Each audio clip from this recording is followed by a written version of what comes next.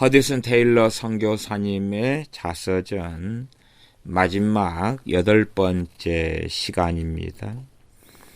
지난 시간까지는 허디슨 테일러 선교사님이 1854년 3월 1일 중국 상해에 들어와서 사역을 시작하고 그리고 여러 군데 사역을 하다가 1860년에 이르러서는 건강이 너무나 많이 안 좋아져서 선교 사역 한 6년여 만에 29살 때 정도지요. 영국으로 귀국할 수밖에 없게 되는 그러한 어려운 형편에 대한 이야기를 했습니다. 그리고 이제 그로 말미암아서 1860년 어느 때부터 영국에 거하게 되는데 약 6년 정도를 영국에 머물게 됩니다. 그러면서 새로운 선교회가 필요하다는 것을 절감하고 새로운 선교회인 중국 내지 선교회 CIM 중국 내지 선교회를 만듭니다. 그리고 1866년 한국 나이로 35살 되던 때에 훈련시켜 왔던 중국의 선교사님들로 훈련시켜 왔던 선교사님들과 함께 중국으로 출발하면서 이 자서전은 마감합니다. 그리고 나중에 이 후기로 자손 가운데 어떤 분이 그 이후에 벌어졌던 시대적 또한 선교회의 역사의 일부에 대한 것을 첨가해서 적어놓는 후기가 나와 있습니다. 이제 영국에 도착하는 그런 부분부터 제가 자서전을 읽어 가겠습니다. 여호와의 말씀에 내 생각은 너희 생각과 다르며 내 길은 너희 길과 달라서 하늘이 땅보다 높음같이 내 길은 너희 길보다 높으며 내 생각은 너희 생각보다 높으니라. 이사야 55장 8절 9절 말씀. 이 말씀은 얼마나 옳은 말씀인지요. 주님께서 최고의 방법으로 최대의 축복을 쏟아부어 주실 때조차 우리의 불경스러운 마음은 마치 노년의 야곱처럼 이 모든 것들이 나에게 대적하는도다 라고 중얼거리지 않습니까? 그렇지 않으면 주님께서 물 위를 걷거나 광포한 바다를 잠잠하게 할 때 곁에 있던 제자들처럼 두려움으로 가득 차거나 얼른 자신만의 천국으로 도망가 버리지 않았던가요? 우리의 미천한 지식으로 생각해 봐도 하나님께서 일하시는 방식이 완벽한 것이라면 하나님께서 실수하실 일은 없지 않겠는지요? 하나님께서는 우리에게 최대의 완벽함을 약속하시는 하나님이시고 우리 머리카락 수를 헤아리시며 우리를 위해 자연을 운행하시는 하나님이십니다. 따라서 그런 하나님의 이름을 거룩하게 하는 것은 당연한 일입니다. 건강을 잃어버린 것이 내게는 엄청난 잘못으로 여겨져서 당시 그 어느 때보다도 풍성한 열매를 맺고 있던 중국에서의 사역조차 자신이 없게 여겨졌습니다. 한참 열매를 맺어가고 있을 때에 중국의 선교 사역을 자신의 건강이 악화되고 좋지 않아서 더 이상 계속할 수 없어서 영국으로 귀국할 수밖에 없었던 테일러 선교사님의 그 고통스러운 마음의 이야기입니다. 영국에 도착해서도 슬픔은 누그러지지 않았습니다. 의학적 검사 결과는 앞으로 몇 년 동안 중국으로 돌아가는 것이 불가능하다는 것을 확인시켜 주었습니다. 하지만 나는 중국으로부터 멀리 떨어져 있는 것이 하나님께서 중국 내지 선교회를 축복하기 위한 꼭 필요한 과정이었다는 것은 별로 생각하지 못했습니다. 선교 현장에 있을 때는 바로바로 처리해야 할 일들이 너무나 많아서 좀 더 중국의 내륙 지역으로 들어가야 한다는 필요성에 대해 심각하게 생각해 보지 못했습니다. 물론 당시에는 그것에 대해 생각했다고 하더라도 그것을 실천에 옮기지는 못했을 것입니다. 하지만 영국에 머무는 동안 몇 년 동안, 그 6년이지요. 나는 중국 전체 지도를 벽에 붙여두고 매일 그것을 바라보았습니다. 그러면서 그동안 내가 사역했던 지역은 광대한 중국 내륙에 비하면 너무도 작은 지역에 불과했다는 것을 깨닫게 되었습니다.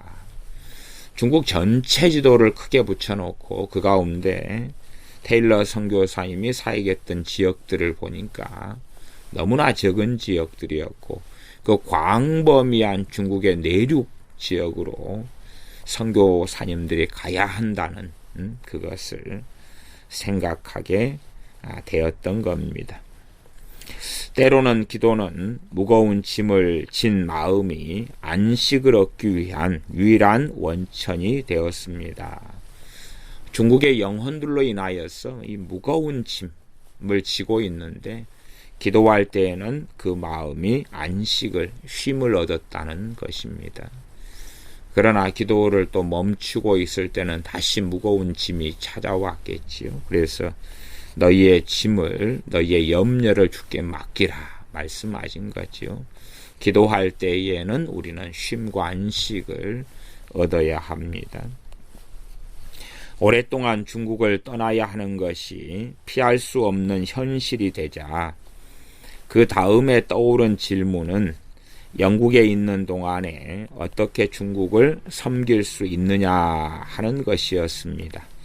이 질문은 나를 몇 년 동안 CMS의 고우 선교사님이 하는 일에 동참하게 만들었습니다.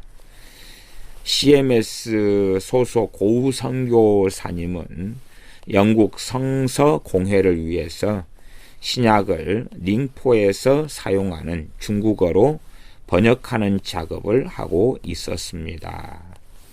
이 영국 성서공회의 도움을 받아서 우리 조선 후기나 혹은 일제시대 같은 경우에도 중국에서 이 성경이 번역되어져서 우리가 잘 아시듯이 그 성경이 권서인들을 통해서 보급되어졌던 일이 있습니다. 영국 성서공회를 위해서 이 고우 선교사님은 신약을 닝포에서 사용하는 중국어로 번역하는 작업을 하고 있었습니다. 이 일에 몇 년 동안 함께 이제 성경을 번역하는데 참여했다는 이야기입니다. 전에는 나의 짧은 이 소견 때문에 중국인들을 위해 성경이 광범위하게 쓰일 수 있다는 것을 제대로 인식하지 못했습니다. 하지만 이 일을 계속해 가면서 나는 중국 내지 선교회와 같은 선교단체가 필요하다는 것을 점차 인식하게 되었습니다. 물론 기존에도 여러 선교단체들이 많이 있었습니다. 그래서 선교사님들을 파송했지요. 그런데 이제 허드슨 테일러 선교사님이 깨닫고 느낀 것은 다른 새로운 선교단체의 필요성을 느꼈던 것입니다. 물론 우리는 이 짧은 자서전을 우리가 좀 읽는다 해서 그런 것들에 대하여 다 알기 어렵지요. 성경 말씀을 공부하면서 나는 성공적인 사역자란 열심히 도움을 요청하는 사람이 아니라 사역을 위해서 먼저 진실되게 하나님 앞에서 기도하고 교회의 영적 생활을 깊게 만들어 사람들이 집에 가만히 앉아 있을 수 없도록 만드는 사람이라는 것을 깨닫게 되었습니다. 성공적인 사역자란 하나님 앞에서 기도하고 영적 생활을 깊이 있게 만들고 사람들로 하여금 하나님을 위하여 일하도록 하는 사람이다. 그러면서 사도적 방법이란 수단과 기술을 키우는 것이 아니라 먼저 하나님의 나라와 그의 의를 구하라. 그리하면 다른 모든 것을 내게 더하여 주시리라고 하는 성경의 말씀을 믿고 직접 가서 일하는 것입니다.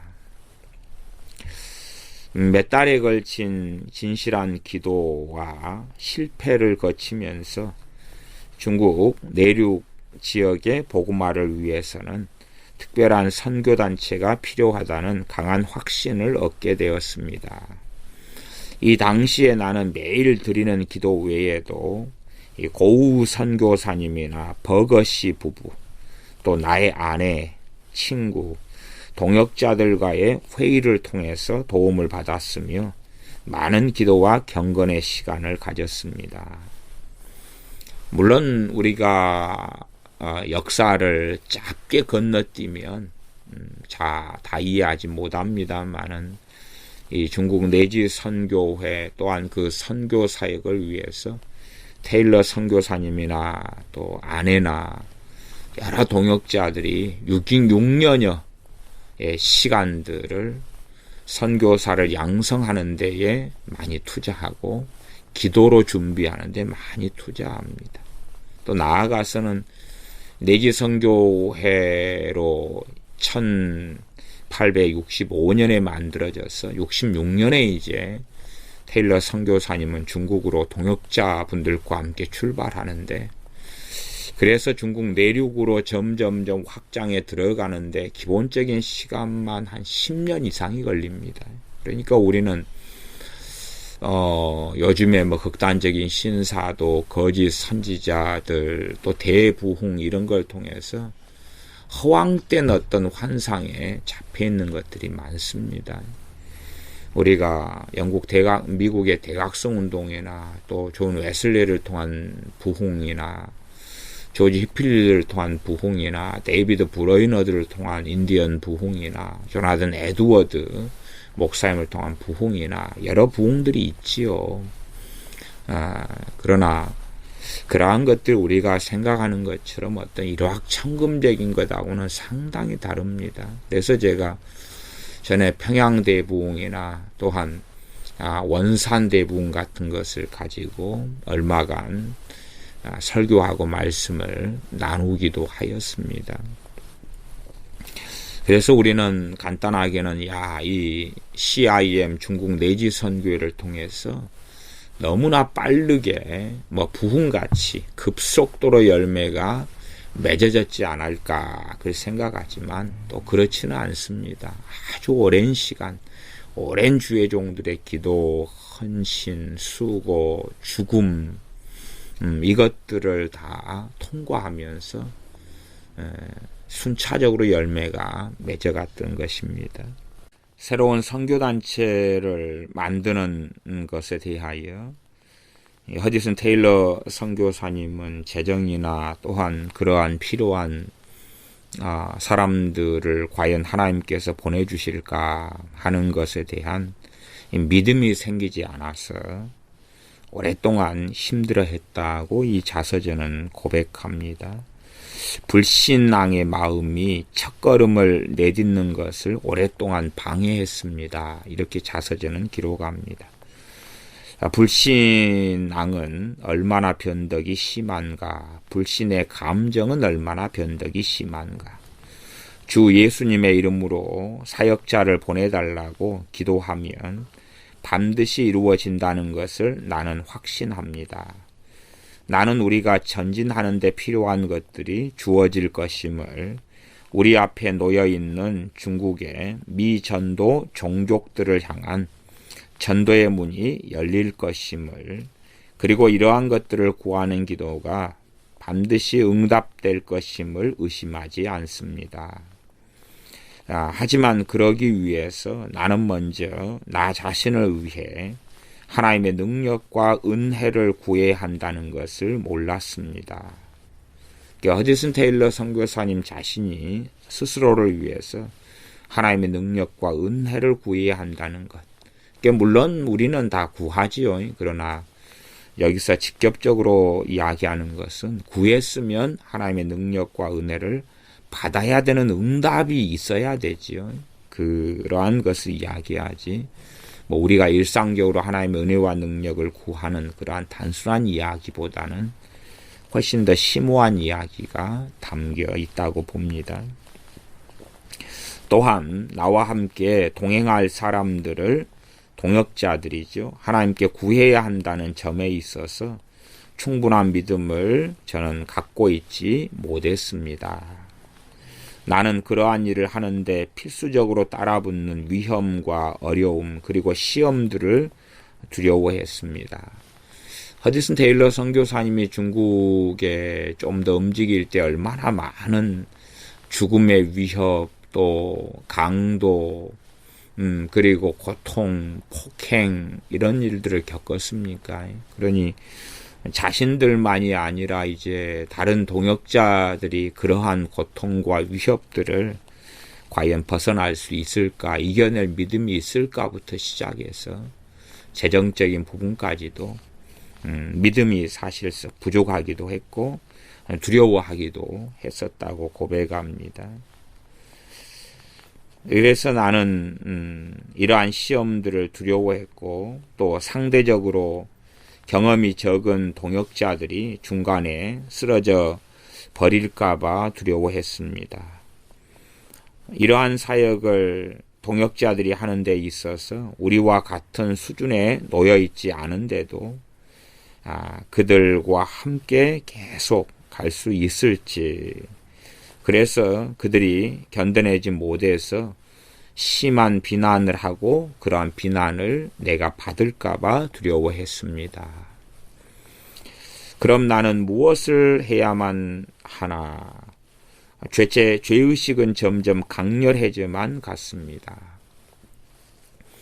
그러죠. 선교사님들이 믿음이 적은 사람들이 중국의 그 고통스러운 상황에 직면했을 때에 사실 본인이 쓰러지고 넘어지고 말면 책임을 전가할 사람이 필요하잖아요. 자신의 믿음의 부족이나 하나님께 엎드리지 않은 것을 탓하기보다는 나는 다 제대로 된 길을 걷고 있는데 소위 허드슨 테일러 선교사님이 나를 잘못된 길로 미혹해가지고, 말하자면 내가 중국 사명도 아닌데 중국으로 나를 끌고 와서 나를 이 수렁텅이 속에 구렁텅이 속에 빠뜨려버린 것 아니냐, 그렇게 할 수도 있잖아요. 이런 등등의 이 두려움을 가지게 되었다는 고백을 하는 겁니다. 충분히 사실은 자세히 설명하지 않았는데도 예견할 수 있는 여러 가지 일들 같습니다. 간단하게 말하면 우리를 제대로 쫓아오지 못하는 사역자들, 동역자들, 이러한 사람들에게 또 중국에 가려고 하지 않는 사람들, 동역자들인데 이제 자신이 직접 중국에 가서 선교사로 사역하지 않으려는 사람들에게 강력하게 중국으로 갈 것을 요구하지 못했기 때문입니다. 강력하게 중국으로 안 가려는 사람들에게 요구해가지고 갔는데 자신의 믿음의 부족으로 고통과 고난과 위험에 직면하고 또 많은 선교사님들이 거기에서 죽었지 않습니까? 태평천국의 난 때도 그랬고 또 영중, 영국 아편전쟁 이런 것을 통해서도 죽어나갔고 하는 등등의 일이 많이 생겼지요. 그러니 중국에 가지 않으려는 사람에게 강력하게 중국에 가도록 요구한다는 것이 사실은 제가 생각해도 거의 불가능하게 여겨집니다. 중국에서는 수만 명의 사람들이 매일같이 주님을 모른 채 무덤으로 향하고 있는데도 말입니다. 영적으로 멸망해가는 중국이 그토록 내 마음과 영혼을 가득 채워 하루도 편할 날이 없었습니다.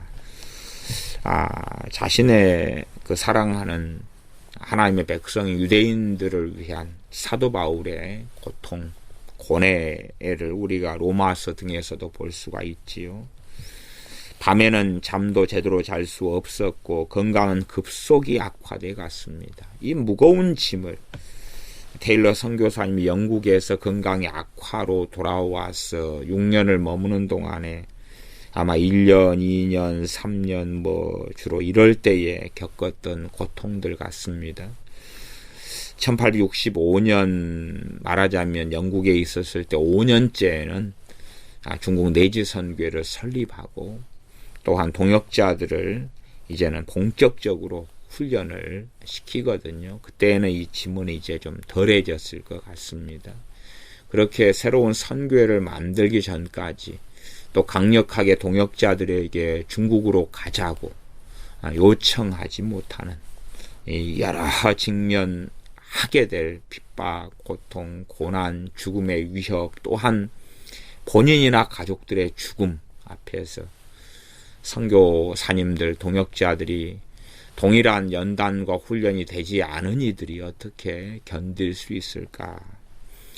허디슨 테일러 선교사님조차도 이 6년의 중국의 선교사님의 사역을 통하여 포기하고 주저앉고 이럴 위기들이 여러 차례가 있었거든요. 그러니 거기에서 견디지 못하고 포기했던 선교사님들을 많이 또한 보기도 하였다 그 말이지요. 우리는 그 사도 바울의 1차 전도 여행 때에 마가 요한이 견디지 못하고 떠나버린 것을 알지 않습니까? 그로 인하여 2차 전도 여행 초기에 사도 바나바와 바울 사도가 심하게 마가를 데려가냐 그렇지 않느냐를 두고 싸워서 피차 갈라지는 그러한 사도행전의 그 안타까운 일을 우리는 압니다. 밤에는 잠도 제대로 잘 수 없었고 건강은 급속히 악화돼 갔습니다. 나의 사랑하고 존경하는 친구 조지 피어스 씨의 초대로 나는 브링톤에서 며칠을 그와 함께 보냈습니다. 1865년 6월 25일 주일 수백만 명의 사람들이 복음을 모른 채 멸망해 가고 있는데도 영국의 기독교인들이 자기들만의 안전한 울타리 안에서 기뻐하고 있는 모습을 차마 바라볼 수가 없었습니다.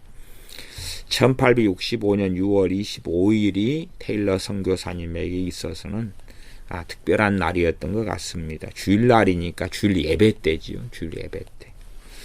나는 모래밭에 홀로 앉아서 영국 기독교인들의 그런 모습이 엄청난 영적 이기주의가 아닌가 의심스러웠습니다. 그리고 그 자리에서 주님은 나의 불신앙을 정복하셨고 나는 주님 앞에 온전히 항복하게 되었습니다.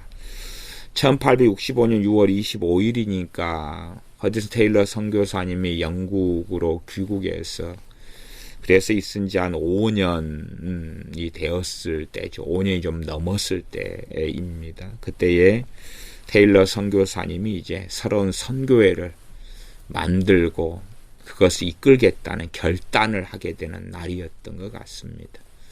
저 수백만 명의 중국인들이 죽어가고 있는데 우리 나라의 영국의 기독교인들은 자신들만 하나님 앞에서 기뻐하는 그런 신앙생활을 하고 있느냐. 그러다가 내가 다시 결단하고 하나님께서 부르시는 그 길로 가야 되겠다. 그러나 나 혼자 그 일을 감당할 수 없으니까 동역자들이 필요하고 준비되지 않은 사람들은 준비시켜가지고 나가면 되지 않느냐. 그리고 재정이나 다른 여러 가지 부분에 하나님을 믿기로 신뢰하기로 그렇게 결단하고 그리고 하나님 앞에 온전히 항복하게 되었다고 고백합니다. 나는 이 일과 관련된 모든 권한과 진행 과정이 주님께 속해 있음을 고백했습니다. 이 자리가 바로 모래밭에 혼자 앉아 있을 때지요. 모래밭에 앉아서 주일 예배 드리고 나오고 하는 영국의 기독교인들을 보면서 탄식하면서 그러다가 하나님 앞에 항복하고 또한 불신앙이 아니라 이젠 하나님을 신뢰하고 믿는 쪽으로 터닝하게 되었던 겁니다. 주님의 종으로서 내가 할 수 있는 일이란 그분의 명령에 복종하고 따르는 것뿐이었습니다. 본인이 중국의 선교로 이끌어 나가는 선장이 아니라 주님께서 선장이신 것을 깨닫고 항복하고 주님께서 이끄시는 것에 순종하고 따라가겠다. 무거웠던 내 마음이 그 순간 평화로움으로 가득 찼다는 것을 굳이 말하지 않아도 알 수 있을 것입니다. 나는 선교사가 없는 중국 내륙의 11개 지방에 중국에 많은 이 내륙 지역들이 있는데 전혀 선교사님이 없는 지역이 11개 지역이었다 그 말이죠. 그래서 한 지방 11개 지방이니까 한 지방당 2명씩 선교사님을 보내고 그리고 몽골 그 옆에 몽골에는 2명을 보내고 그렇게 해서 24명이 기본적으로 필요하겠다. 그래서 하나님께 24명의 동역자를 주시도록 기도했습니다. 내가 가지고 있던 성경의 여백에 이런 나의 동역자 24명을 주시라고 청원하는 내용을 적어 놓았습니다. 그리고 참으로 오래간만에 기쁨으로 가득 찬 마음으로 집으로 돌아왔습니다. 나는 하나님께서 이 일과 나에게 축복하실 것임을 확신했습니다. 나는 11개의 중국 내륙 지방을 위해 일할 사역자들이 양성될 수 있도록 기도하고 다른 이들에게도 기도를 부탁했습니다. 이제 확신이 오고 담대함이 온 것입니다. 오히려 하나님께 항복한 거지요. 내가 이것을 다 혼자 해야 되겠다 해서 그렇지 않구나. 또한 내가 할 수 있을까 해서 하나님께서 명령하신다면 순종해야지 라고 하나님께 의탁하고 맡기게 되었던 겁니다. 그리고 또한 나 자신이 이 새로운 선교회를 이끌어 나가야 하는 것을 사양하지 않았습니다. 혼자 주로 이제 의존해서 많이 사역을 하다가 리더십을 가지고 내가 지도자로서 서서 이끌어 나가는 부르심에 대하여 사양하지 않았다고 고백합니다. 모세에도 그렇지요. 모세도 보낼 만한 자를 보내달라고 나는 못 가겠다고 하나님이 부르셨을 때에 자신이 없어 했지요. 그러나 하나님께서는 가라 그러셨지요. 그 즈음 아내의 도움으로 나는 작은 책을 하나 썼는데 그 책 제목은 중국의 영적 필요와 요청이라는 책이었습니다. 이 작은 책의 각 페이지는 기도하는 가운데 쓰였습니다. 아내의 도움으로 썼다 그러니까 책을 잘 이렇게 글을 쓰고 정리하고 하는 것은 아내분이 더 달란트가 있었던 모양입니다. 성경 번역에 많은 도움을 주었던 버거 씨가 이 책을 3,000부 찍는 비용을 부담해 주어서 바로 시중에 책을 돌릴 수 있었습니다. 중국에 대한 책을 써서 이제 버거 씨가 비용을 대어 주었습니다. 이 버거 씨는 버거 씨는 상당히 많은 선교사님을 후원했던 이런 중요한 허드슨 테일러 선교사님의 동역자입니다. 나는 1865년에 이 사역을 공식적인 안건으로 꺼내놓았고 이 사역이 이제 새로운 선교회, 중국 내지 선교회를 만드는 것입니다. 또한 이 일을 할 사역자 양육을 위해서 계속해서 기도했으며 중국 내지 선교회로 11개 지방에 각 2명씩 또 몽골에 2명씩을 파송하겠다 하는 기본 계획을 가지고 이제 선교의 플랜을 짜는 거지요.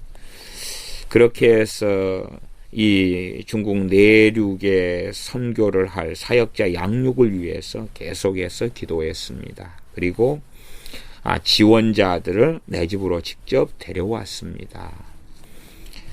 지원자들로 집이 비좁아지면 좀 더 넓은 집을 빌려서 옮겨갔습니다. 그래서 집에서 아마 주로 함께 거주하거나 하면서 선교사로서 훈련을 했죠. 가장 기본적인 것이 첫째는 말씀, 또 신앙이 성장하는 것, 믿음, 그 외에 이제 중국어, 어학 연수 같은 거죠. 이런 것. 또한 그 집도 좁아지면 인근에 좀 더 큰 집을 빌려서 다시 옮겨갔습니다. 얼마 되지 않아서 사역을 위한 준비 훈련을 받는 사람들이 꽤 많아지게 되었고, 영적인 군사로서 이들의 자질을 검증해 나갔습니다. 훈련을 막 시키면서 시키는 그 과정 속에서 그들은 영적으로 성장해야 되죠. 주님께서 사도들을 훈련시키신 것처럼. 그리고 이제 처음에 지원하는 사람들 지원자라 해서 다 선교사로 받을 수는 없는 거잖아요. 다 지원했는데 그들이 얼마나 함께 하면서 믿음 가운데 성장하고 선교사로서 자질이 있는가 검증을 또한 해야 되지요. 말씀에도 이러한 사람들을 시험해라, 테스트해라는 말씀이 있습니다. 이제 마지막 챕터로 CIM, 중국 내지 선교회의 설립이 나와 있습니다. 1865년 마침내 중국 내지 선교회가 조직이 되었습니다. 1865년이면 한국 나이로는 한 34살 됩니다. 보통은 33살 이렇게도 말할 수 있습니다. 1832년생이지요. 그리고 사역자들은 이미 선교지로 들어가 있었습니다. 이스트 그린스테드 인근 세인트 힐에 거주하고 있던 버거 씨의 도움과 협조가 없었다면 이 일은 이루어질 수 없었을 것입니다. 재정적으로 이 버거 씨가 굉장히 많이 도왔던 것입니다. 중국 내지 선교회가 만들어졌고, 그리고 이제 선교사님들이 미리 파송이 되고, 아마 미리 이제 여러 선교단체를 통해서 선교사님들을 그래도 최소 5명 이상을 파송을 했습니다. 파송했는데, 자세한 내용은 잘 모르겠습니다만은 그런 분들이 중국 내지 선교에 소속이 되었을 수도 있고, 아니면, 그 전에 이제 조직되기 전에 이미 개인적으로 이렇게 보내신 분들도 선교회를 만들면서 이제 소속으로 완전히 이렇게 하는 경우도 있었던 것 같습니다. 버거 씨는 내가 중국에 가 있는 동안에도 내 집에서 사역자들을 양성하는 일을 맡아주었습니다. 특정 지역의 사역자 배치가 완료되면 나는 다시 다른 지원자들을 데려다가 필요한 곳에 배치를 시켰습니다. 중국에 나가 있는 사역자들을 돕기 위해서 영국의 내 친구는 요청을 하지 않아도 수시로 지원금을 보내주었고 그 덕택에 우리는 부족함을 몰랐습니다. 우리의 선교 지부는 이제 16개 내지 17개에 이르게 되었습니다. 이게 맨 처음에는 11개 지역이었죠. 11개 지역에 한 지역에 2명씩, 그리고 몽골을 합쳐서 2명. 그런데 늘어나서 이제 16개, 17개가 되었다. 지부 설립 비용을 포함해 유지하기 위한 자금도 1,500파운드에서 2,000파운드나 필요로 했습니다. 나는 간행물 1호를 발행했습니다. 이 간행물은 친구들에게 중국에서의 우리의 활동 상황을 전하고 후원자들을 모으기 위한 목적이었습니다. 그러니까 후원자를 모으려면 최소한은 그 상황을 전해야 되니까 그래야지만 후원자가 모아지는 것이 있겠지요. 물론 한 개인으로서는 때로는 이러한 일도 필요하고, 어떨 때는 자신의 믿음을 하나님께서 훈련시키실 때는 자신의 상황을 오픈하기보다도 하나님께 엎드려서 자신의 믿음이 연단되고 하나님의 도우심으로 해결하면서 어느 때가 지나면 이렇게 자신의 상황을 오픈하도록 인도하실 타임과 시간이 주어지기도 합니다. 또한 이렇게 선교단체가 만들어진 경우는 이제 간행물들 통해서 선교 회의 활동과 상황을 전달하면서 후원자를 모으는 것도 지혜로운 방법에 속합니다. 그러나 하나님을 의지하기보다는 육적인 방법으로 이런 방법을 사용하는 것에 대한 것도 상당한 문제가 될 때도 있습니다. 이 간행물 1호를 통해서 여러 사람들이 이 하나님의 복음 사역에 참여할 필요가 있음을 이야기했습니다. 나는 하나님께서 이 발행물을 읽는 사람들의 마음을 움직여서 기부금이 좀 더 들어올 수 있게 되기를 기대했습니다. 나는 개인적으로 기부금을 모집하거나 후원금을 이끌어올 생각은 없었습니다. 주로 문제가 되는 것이 개인적으로 하면서 육적으로 흘러가는 어려움이 있습니다. 그러나 테일러 선교사님은 개인적인 기부금 모집이나 후원금을 이끌 생각은 없었다고 이야기합니다. 선교사의 헌금함은 거부하기 힘든 것으로 생각되었기 때문에 우리는 소수의 준비된 사람들에게만 후원을 요청했고 그들과의 관계를 오랫동안 유지했습니다. 이게 일반적인 모든 사람들로 하여금 요청하면 거부하기 어렵잖아요. 할 마음이 없어도, 할 준비가 안 돼도. 그러니까 이미 헌신된 사람들, 헌신된 후원자들과의 관계를 중심으로 유지를 했다, 그 말입니다. 1866년 2월 6일 1866이 이제 테일러 선교사님이 중국으로 아예 들어가는 그러한 때가 되지요. 나는 간행물 1호의 표지를 만들고 인쇄하기 위해서 원고를 보냈습니다.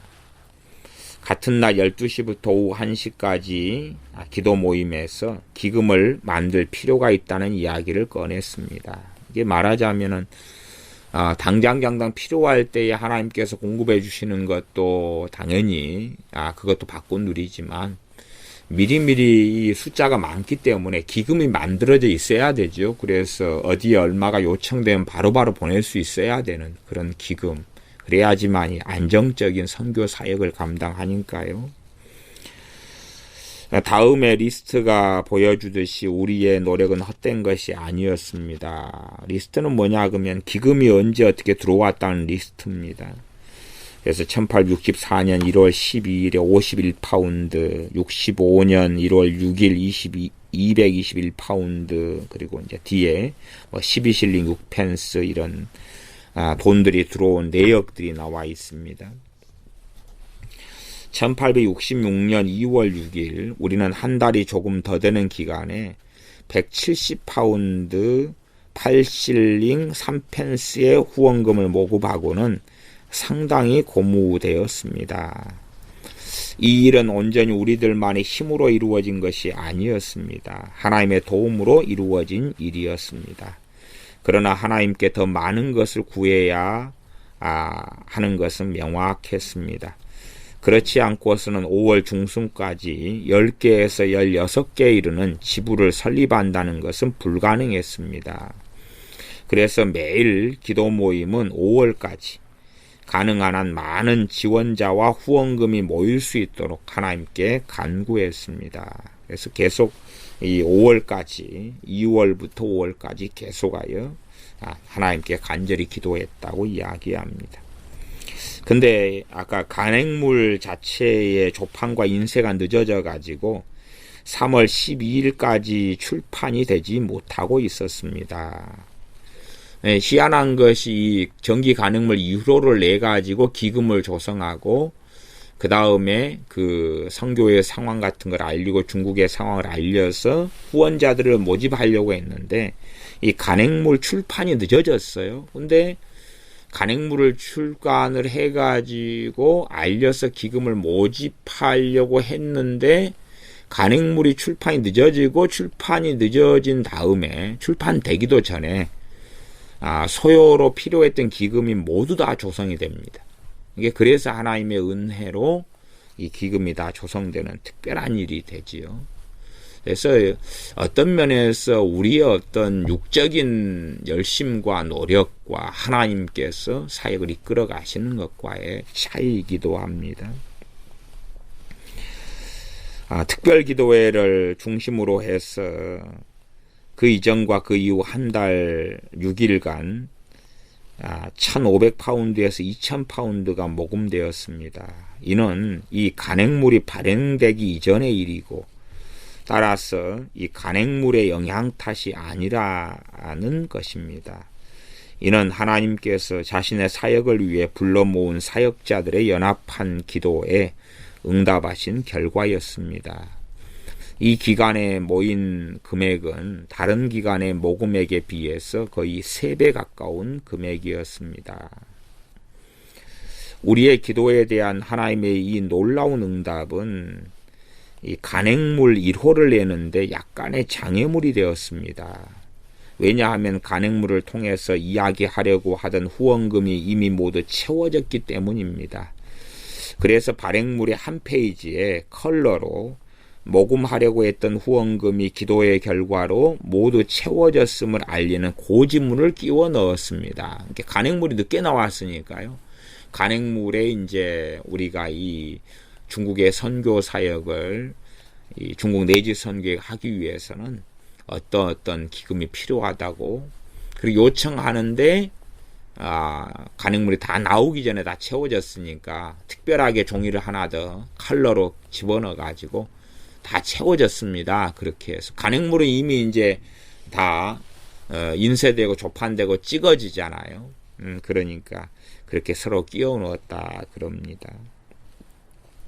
우리는 후원금에 덜 의지하고 성령님의 능력에 더 많이 의지하고 영적인 삶을 더욱 깊게 한다면 당시에 모세가 누렸던 체험이 기독교 사역의 전 영역에서 일상적인 것이 될 수도 있음을 확신하게 되었습니다.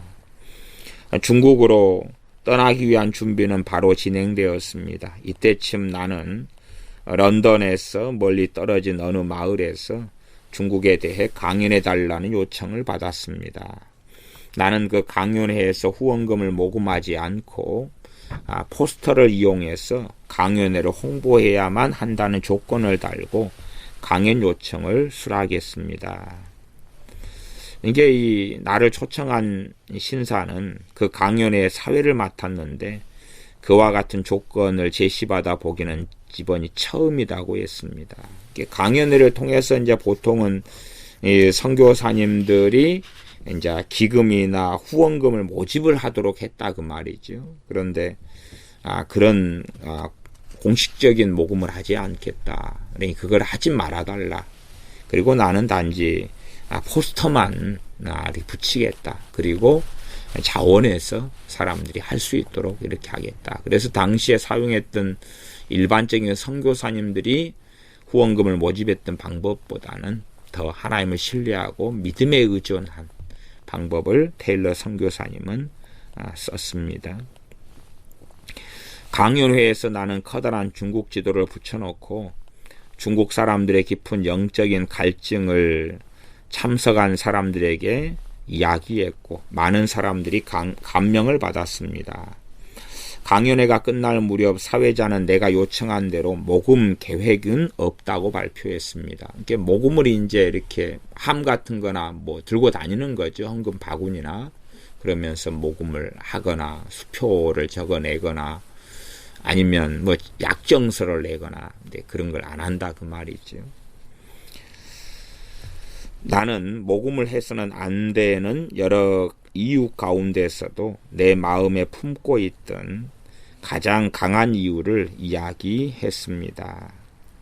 내가 바라는 것은 참석자들이 그 자리에서 헌금을 통해서 각자가 느끼고 있는 마음의 부담감으로부터 풀려나는 것이 아니었습니다.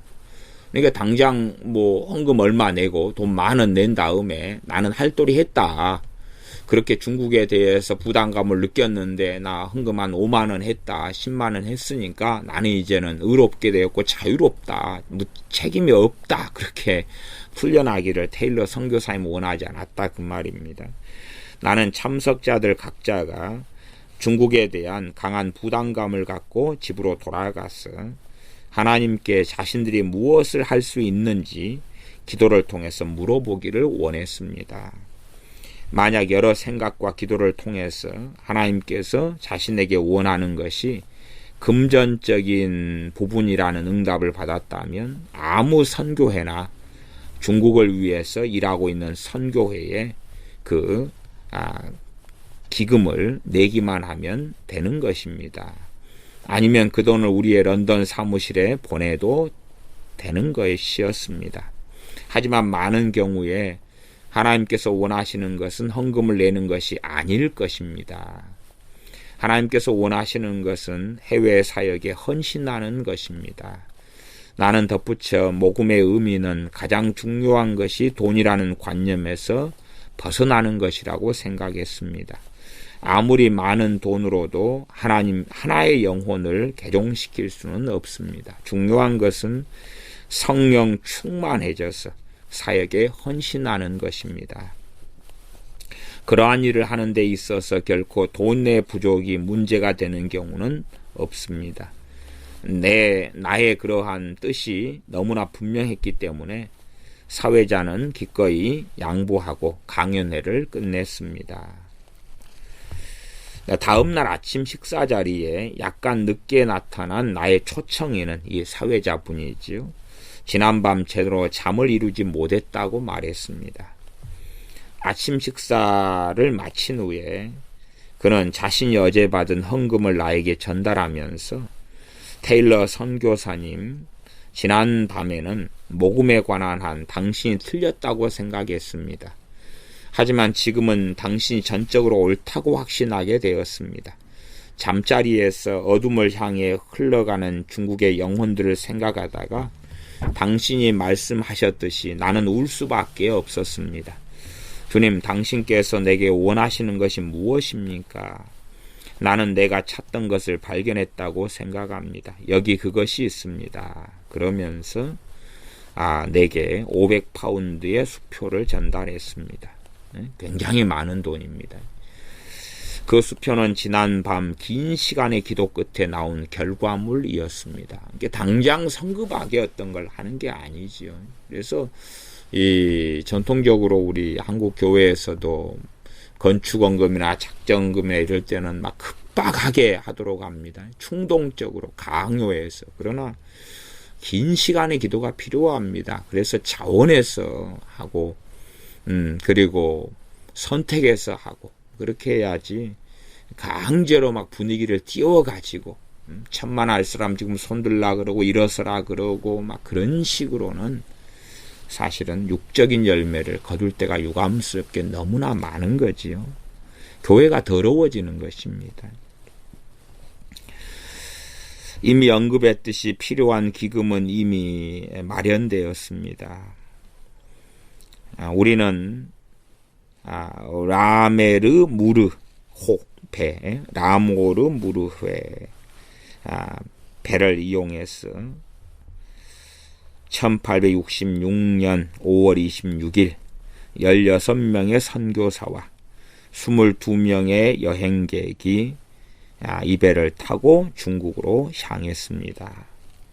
버거씨가 중국의 선교 본부를 맡아주었기 때문에 중국 내지 선교회는 완전하게 출발할 수 있었습니다. 이제 버거씨가 선교 본부가 영국에 있잖아요. 그것을 책임져 주었기 때문에 이렇게 출발할 수 있었다. 그리고 이 테일러 선교사님이 이제 중국으로 16명의 선교사님들과 또 미리 선교사님들이 가 있고 또 그리고 출발하는 걸로써 이 자서전은 마감됩니다.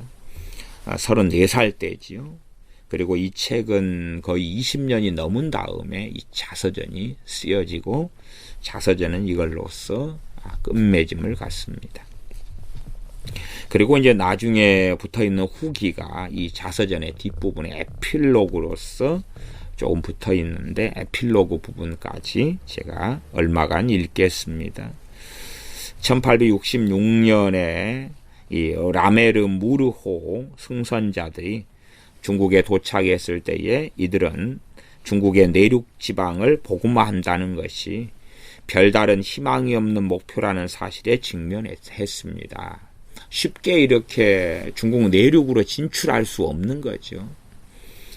하지만 이들은 믿음과 기도를 무기로 항초우와 닝포의 선교 기지로부터 서서히 남쪽 지방으로 사역의 무대를 넓혀 체키양의 해안 지역에까지 이르렀습니다. 이게 맨 처음에는 그냥 내륙 지역에 두 명씩 집어넣으면 될 거라고 생각하고 기도했지요. 그리고 사람을 하나님께 보여주시는 사람들을 모집해서 했는데 그런 식으로 이상향적으로는 안 됐던 거죠. 그래서 점점 이제 무대를 넓혀갔다 그 말입니다.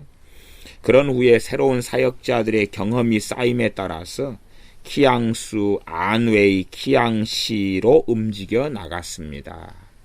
이게 사역자들이 조금 영국에서 훈련한다 해가 되는 건 아니지요. 함께 있으면서 케어하고 돌보고 현지에서 그렇게 함께 사역하면서 준비돼야 될 시간이 또 필요하지요. 영국에서 선교 훈련만이 아니라 중국에서도 직접 선교 사역하는 가운데 부딪혀야 되지요. 그래서 우리가 아시다시피 마가 요한이 예루살렘에 있었을 때는 성령 충만했지만 그러나 막상 선교지에 맞닥뜨리니까 그 환난과 핍박을 견딜 수 없었던 거지요. 이렇게 키양수 안의 키양시로 움직여 나가서 사역의 무대가 넓어지는 데까지 10년이라는 세월이 걸렸습니다. 그동안에 많이 질병 또 많이 죽고 질병과 죽음, 복음을 전하려는 도시에서 쫓아내는 폭도들에게 부딪혀 많은 고난을 겪었습니다. 이 10년의 기간이 기본 기간이었다 그 말입니다. 이들이 들어가기 전까지 중국 내륙 지방의 대부분은 복음을 전혀 몰랐습니다. 1876년이 되어서야 하나님은 이들에게 중국 내륙으로 들어가는 문을 열어주셨습니다. 그래서 1876년이니까 허튼 테일러 선교사님이 16명의 선교사님들과 함께 1866년에 중국에 다시 들어갔습니다. 34살 때, 그리고 76년 44살이 되어서야 중국 내륙으로 들어가는 문을 하나님이 열어주셨다. 10년이 걸립니다. 기본적으로. 그리고 기념할 만한 2해 동안에 이 영국 영적 개척자들은 중국의 남서부 지방으로부터 버마 국경지대까지를 관통했고 북서부로는 몽골과 중앙아시아, 티베트까지 이르렀습니다. 기념할 만한 2해니까 1876년에 문을 열어주셔가지고 이제 76년, 77년 뭐 이렇게 넘어가는 2년 동안에 아주 그냥 광범위하게 넓게 전진해 갔다는 이야기입니다.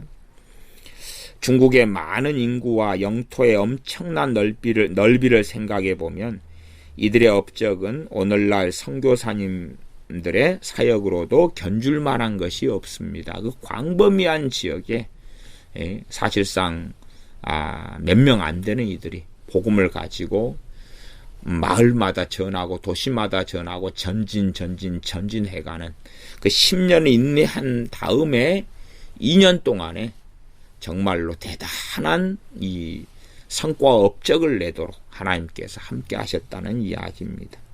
일반적으로 이 부흥이란 게 이렇습니다.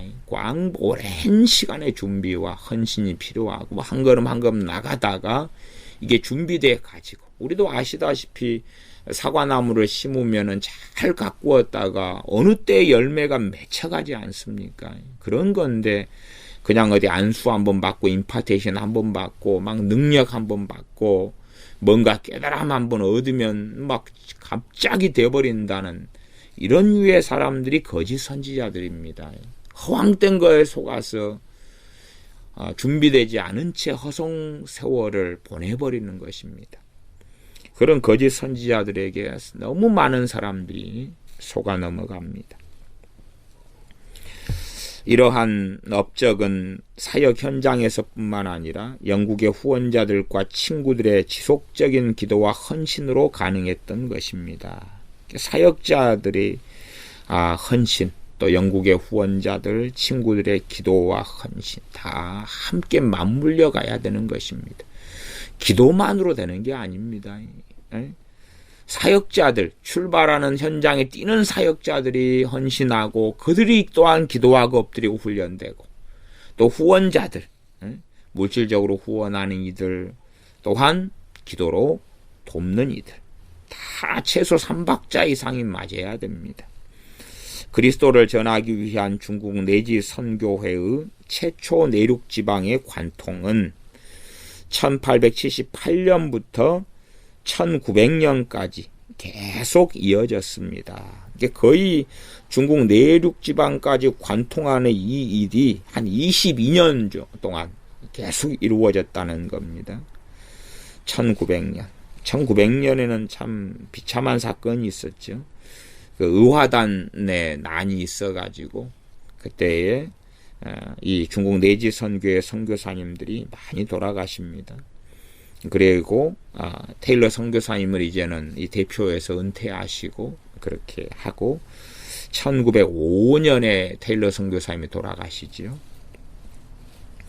그래서 1878년부터 1900년까지 계속 중국의 내륙 지방을 관통하면서 복음을 전했습니다.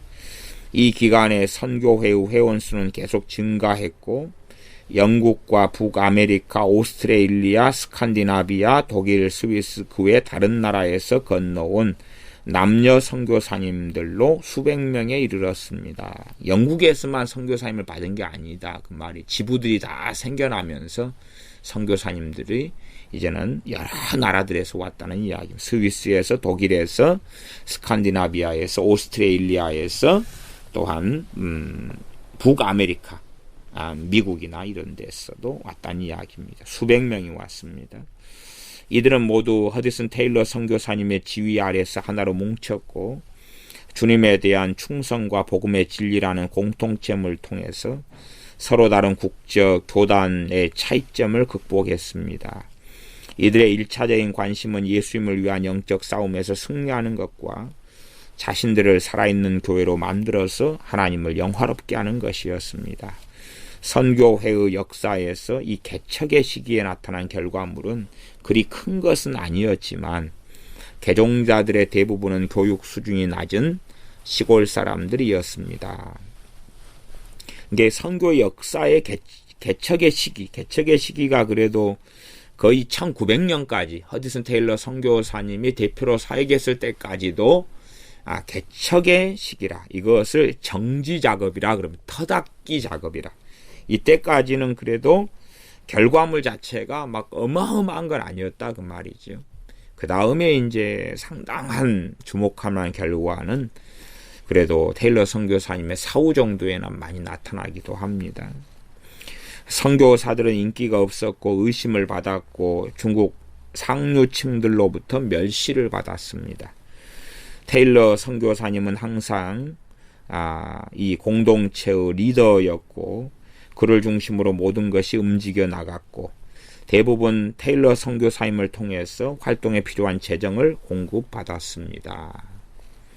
1900년이 되자 테일러 선교사님의 개척교회와 선교회는 의화단의 확장으로, 의화단의 난입니다, 호된 시련을 겪었습니다. 그해 여름 3개월 동안 중국 내지 선교회는 56명의 선교사를 잃었고 23명의 어린이들이 죽음을 당했습니다. 또 수백 명의 중국인 기독교인들이 살해를 당했고 안전한 지역을 찾아 대피하던 다른 선교회의 선교사님들도 심한 피해를 입었습니다.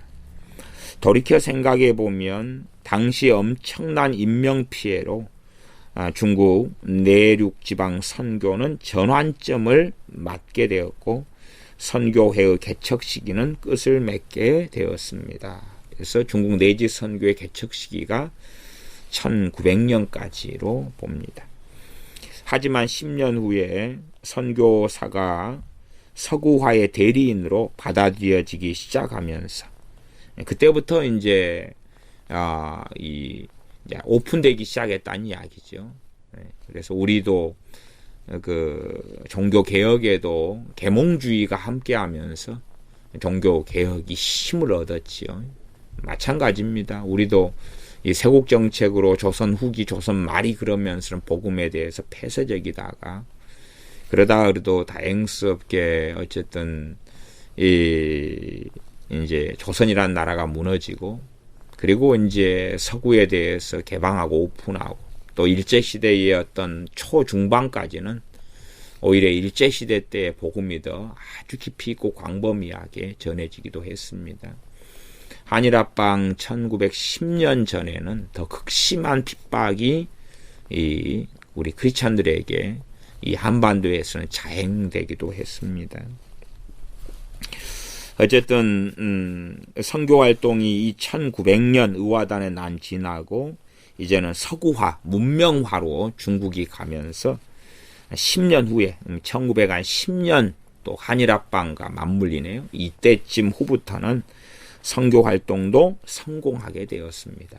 중국이 이제 완전 핍박의 시대 또 폐쇄 정책의 시대에서 개방화로 가면서 이제 급속도로 복음이 힘있게 전해졌다는 것입니다. 왜요? 그렇게 해서 중국인들의 의식이 바뀌니까 복음에 대해서도 이제는 부정적인 부분에서 오픈해서 마음을 열고 복음을 받아들이는 그러한 시대로 도래했고, 그 테일러 선교사님의 사역, 1905년 돌아가실 때까지는 그렇게 대단한 열매를 보지 못했고, 정지 작업 정도로 갔다는 이야기입니다. 많은 사람들이 테일러 선교사님과 교류를 원했지만 어쨌든 그러한 상황은 유리한 기회를 제공해서 이 시기에 선교 사역은 확장을 거듭해 갔습니다. 상황이 선교 사역에 고무적인 분위기를 제공하던 이 시점에 중국 내륙 지방의 중심인 창샤에서 허디슨 테일러 선교사님은 하나님의 부르심을 받았습니다. 중국 내륙 지방의 창샤에 방문하는 중에 돌아가셨다는 이야기입니다. 기독교인으로서의 그의 헌신적인 삶과 불굴의 선교 활동은 전례를 찾기 힘든 것이었습니다. 그처럼 명확하게 기도에 대한 응답을 얻고 그토록 충만한 마음을 가진 선교사는 아주 드물었습니다. 선교사님이 당시에 그 핍박을 받는 험난했던 시절에도 선교사님이 많이 있었는데 그러나 하나님을 정말로 그렇게 사랑했던 선교사님은 아주 드물었다고 이야기합니다. 그러면 지금의 복지시대의 선교사님들은 유감스럽게도 더 그렇죠. 또 복지시대의 목회자들도 정말 하나님을 사랑하는 그런 목회자들은 사실은 생각외로 적습니다. 허디슨 테일러 선교사님이 남긴 사역은 1911년 중국 혁명이 일어나고 그 후 10년 동안 그리고 혁명으로 촉발된 오랜 내란의 시기를 거치면서 다시 한번 혹독한 시련에 부딪혔습니다. 무법천지에 유혈이 낭자한 절망적인 상황 속에서도 교회를 세우고 복음을 선포하기 위한 사역은 계속되어 많은 열매를 맺었습니다. 특히 변방의 토착 원주민들 가운데서 많은 사람들이 기독교인이 되었습니다. 세계 제1차 대전의 긴장 속에서도 선교회의 국제적인 유대 관계는 살아남았지만 중국이 빗장을 걸어 잠근 이후에는 상황이 계속 악화되었습니다. 이제 중국이 공산화되죠. 1920년부터 무신론과 혁명이 더 기세를 올리게 되었고 1926년부터 27년까지는 모든 선교사들이 안전을 위해 해안 지역으로 철수하게 되었습니다. 그러나 그 이전 잠시 동안 선교사님들은 다시 내륙으로 들어가 열정적으로 복음을 전하기도 했습니다. 그 잠깐 오픈되는 시간들이 있을 때에 얼른 들어갔다가 치고 빠지는 그렇게 했던 모양 같습니다. 1927년부터는 선교 사역에 대한 제한이 더욱 강화되어서 모든 중국 교회의 지휘권은 중국인들에게로 이전되었습니다. 중국인 기독교인들에게 넘어갔다는 것입니다. 외국인 선교사님들로부터요. 그 후로는 이러한 이전 없이는 자생적인 교회가 일어날 수 없게 되었습니다. 외국의 자금은 외국인 선교사를 위해서 사용되는 것 외에는 다른 용도로 쓸 수가 없게 되었고, 이게 외국에서 들어온 이런 자금이 이제 중국인 교회로 들어가야지 힘을 얻는데 그게 못 들어가게 차단된 거죠. 그래서 교회들은 중국인 기독교인들에 의해서 이제는 이끌어가게 되었습니다. 중국 내지 선교회는 이 기간 동안에도 복음을 듣지 못한 채 살고 있던 수백만의 사람들에게 복음을 전하기 위해서 애를 썼습니다. 그 결과로 1929년부터 30년까지 200명의 새로운 사역자들이 영국에서 중국으로 들어갔고 1936년 선교회의 선교사 수는 정점에 달해서 1387명이 되었습니다. 1941년 말 무렵에는 일본의 미국 진주만 공격 이후에 그곳의 사역자들은 억류되었다가 1945년이 되었어야 풀려났습니다. 서구 선교사들은 일본이 진군에 오기 전에 철수할 것을 지시받았고 영국 선교본부의 통제력은 현저히 약화되어 있었고 선교사 수도 250명까지 줄어들었습니다. 이 시기는 여러모로 좌절을 많이 경험한 시기였습니다. 앞에 지금 1936년 되었을 때에 1387명의 선교사님이 내지 선교회가 되었다 그 말이죠. 그리고 이제 45년 41년부터 45년 이럴 때에는 선교사님이 250명까지 줄어들고 나머지는 다 돌아갔거나 흩어졌거나 그렇게 되어서 많은 좌절을 다시 또 경험했습니다. 중국 내지 선교의 역사입니다. 전쟁이 끝나자 바로 중국 교회의 지도자를 양성하기 위한 성경학교를 설립하기 시작했습니다. 하나님의 놀라운 사역은 특히 대학교에서 두드러지게 나타나서 수백 명의 학생들이 기독교 신앙을 갖게 되었고 새로운 스타일의 지도력을 갖춘 중국인 목회자들이 나타나기 시작했습니다. 1945년 중국의 문이 다시 한번 열리기 시작했고 그동안 고립되었던 교회들은 성장하기 시작했습니다. 또 오픈되니까 다시 또 교회가 핍박의 시대에는 별로 성장하지 못하다가 다시 문을 열면 또 성장하고 핍박하면 또 흩어지고 다시 개방되면 또 성장하고 이런 과정을 거칩니다. 중국의 핍박도 계속 그걸 반복해 왔지요. 1945년 이후에 선교 사역은 다시 성장하게 되었습니다. 전쟁으로 억류되었던 선교사님들은 구금에서 풀려나서 다시 중국으로 쏟아져 들어가서 새로 일어서는 영적 부흥의 물결을 타게 되었습니다. 허디슨 테일러나 다른 초기의 선교사들의 노고와 기도는 그들의 계승자들에 의해서 큰 규모로 이어지고 있었습니다. 어떤 지역에서는 대규모 부흥 집회가 열렸고 다양한 계층의 사람들이 개종을 했습니다. 이러한 추세는 공산혁명이 일어나기 전까지 광범위하게 퍼져나갔습니다. 하지만 1948년 가을 중국은 공산주의자들의 통제하에 들어가기 시작했습니다. 48년에 이 일본이 무너졌죠. 8월 15일 날. 그러면서 다시 복음의 문이 활짝 열려가지고 48년 중국이 공산혁명으로 공산화되기 전까지 부흥이 여기저기 일어났고 부흥 집회가 많이 일어났고 많은 사람들이 돌아왔고 그렇게 이 거의 3년의 시간 동안에 놀라운 부흥이 중국에 있었다고 이야기합니다. 1948년 공산혁명은 전혀 새로운 상황을 가져왔습니다. 선교사님들과 그들의 선교사에게 대해서 묵인하거나 일부 호의적이던 중국의 관료들은 이제는 적대적으로 변했고 무신론자, 유물론자들로 관료들이 바뀌었습니다. 대규모 집회는 불가능해졌고 박해는 늘어났고 외국인들은 행동에 심한 제약을 받게 되었습니다. 새로운 사역자들은 중국으로 들어갈 수조차 없었고 중국 내의 전체 사역자 수는 급속히 줄어들었습니다. 이러한 중국에서 후퇴와 재난들이 또한 하나님의 큰 일을 이루기 위한 그러한 하나의 위로가 되기도 했습니다. 왜냐하면 이제 사역지를 옮겼던 것이요. 이제 동남아 지역으로 선교회도 바뀌고 사역들도 변화되는 이제 계기가 되었던 것입니다.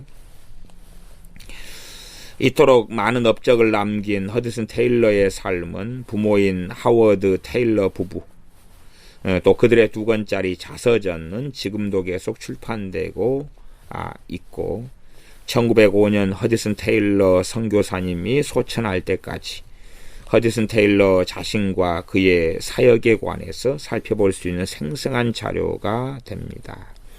그러니까 허드슨 테일러 선교사님의 부모가 2권의 자서전을 또 쓰신 모양이지요. 마무리 글을 읽습니다.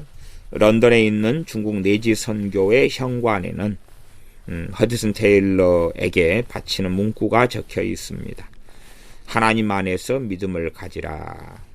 그 문구의 양옆에는 그가 선교사 초기 시절 삶을 통해 진실을 확인한 2개의 성경 말씀이 중국어로 적혀 있습니다. 이제까지 하나님께서 우리를 도우셨다. 에베네셀이죠. 또 하나님께서 모든 것을 주신다. 여호와 이레. 이러한 정신을 가지고 우리는 과거를 돌아보며 이러한 자신감으로 미래를 맞이합니다. 그리고 허드슨 테일러 선교사님의 자서전과 뒤에 후기까지 함께 살펴보았습니다. 기도합니다. 살아계신 아버지 하나님, 한 종과 또한 많은 동역자, 선교의 동역자들, 기도하는 사람들, 후원자들로 인하여 중국의 내륙까지 복음이 증거되는 하나님의 역사의 광대한 여정의 일부를 우리가 함께 보았습니다. 참으로 우리가 하나님의 복음을 위하여 헌신되며 주님의 복음을 위하여 살아가는 인생들이 우리 모두가 되어지도록 우리에게 그러한 큰 복과 은혜의 길로 인도하여 주시옵소서.